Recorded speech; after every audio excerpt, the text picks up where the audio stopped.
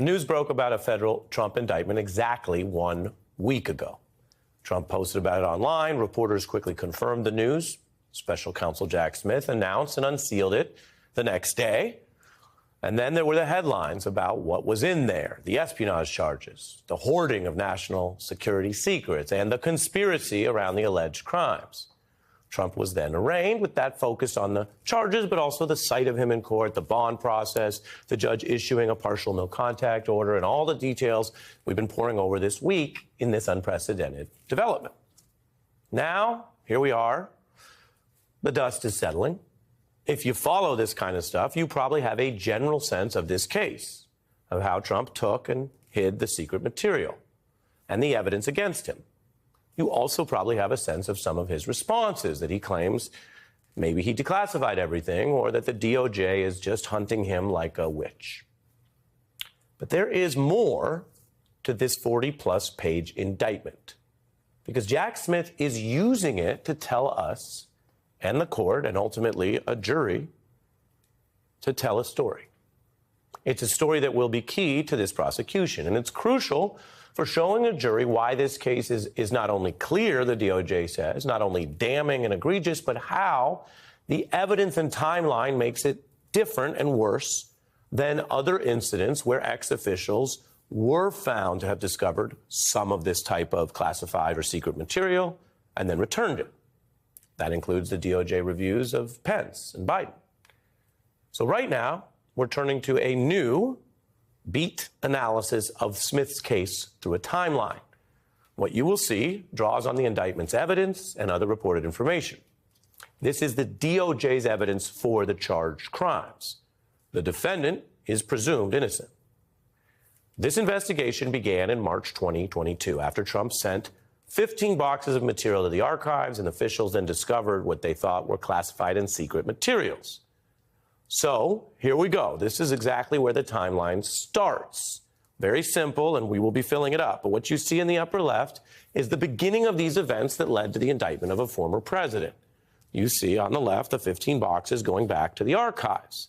Now, the material in those boxes raised these questions about national security laws. And that was referred to the Justice Department, which you see here in a criminal referral. So what you see on the left is the very start. It's a serious but not automatically devastating thing. DOJ's open probes like this that do not lead to even aggressive tactics like searches and seizures, let alone indictments. Military veterans, officials like Mike Pence, who I mentioned, have faced probes at basically what you see on your screen with no charges. But the discovery of those documents at Trump's home led to a subpoena. And that was the key escalation. And that you see here added to our timeline. That subpoena meant DOJ was now demanding these documents with a concern that they may have been stolen, purposefully held, or even shared illegally. Now, at that point, the documents that could have been taken by anyone on the property.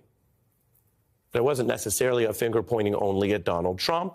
There was just DOJ legally demanding the missing documents, and then things start to go south.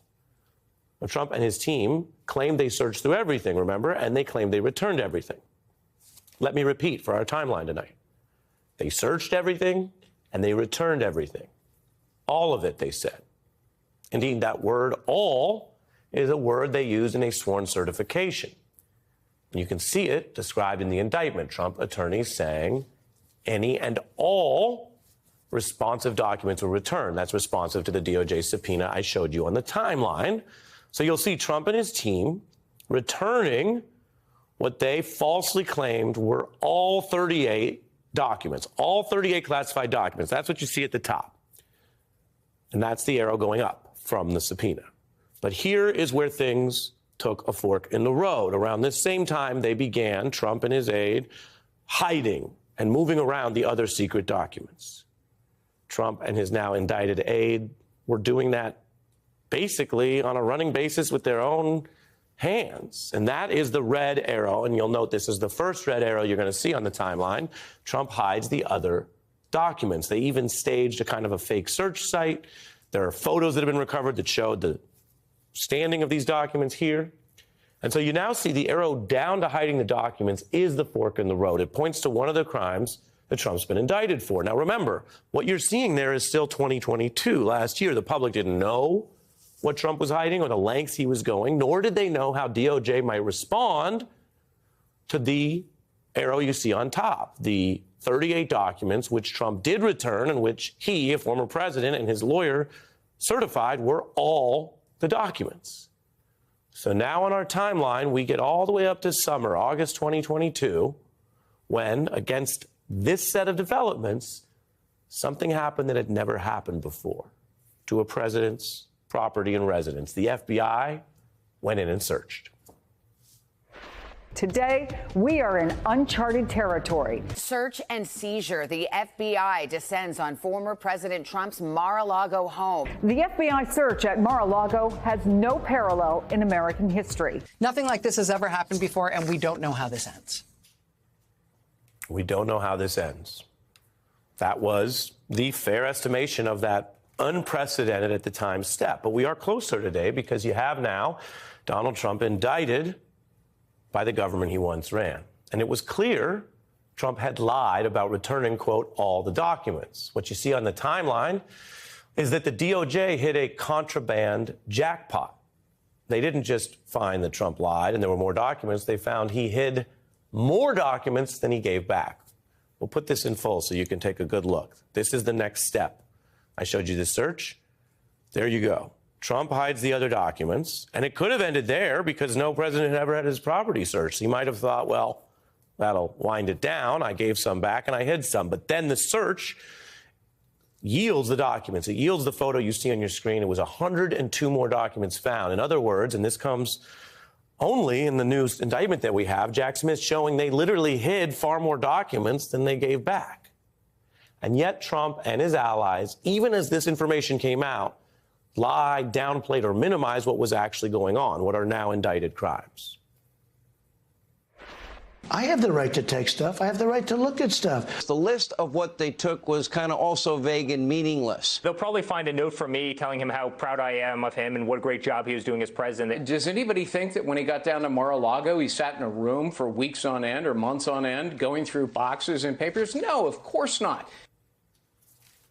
Does anyone think that? Or do we now have the receipts, the damning texts from his own aides talking about Donald Trump being personally involved?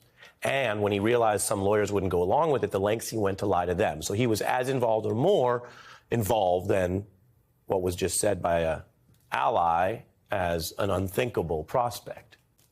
It's detailed in the criminal charges. It's striking when you take it together. What you see that's new in the indictment is the entire theory of the case and timeline laid out.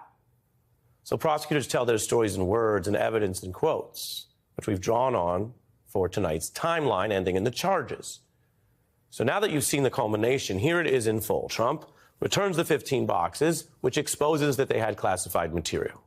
The archives give it in a criminal referral to DOJ, which then demands the missing documents, and there are now clues something is amiss.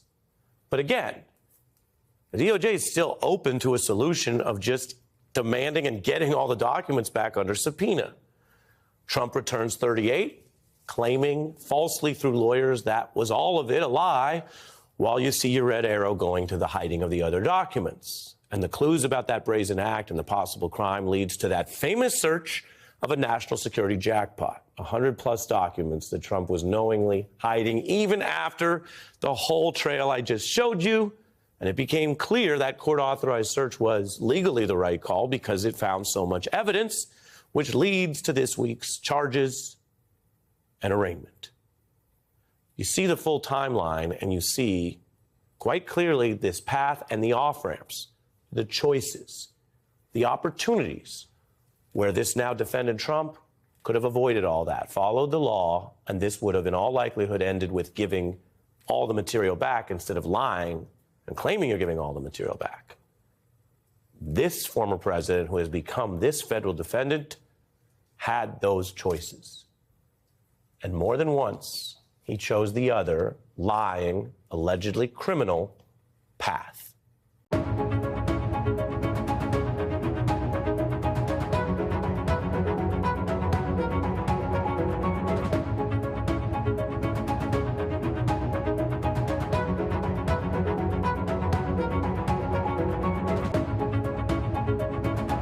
News.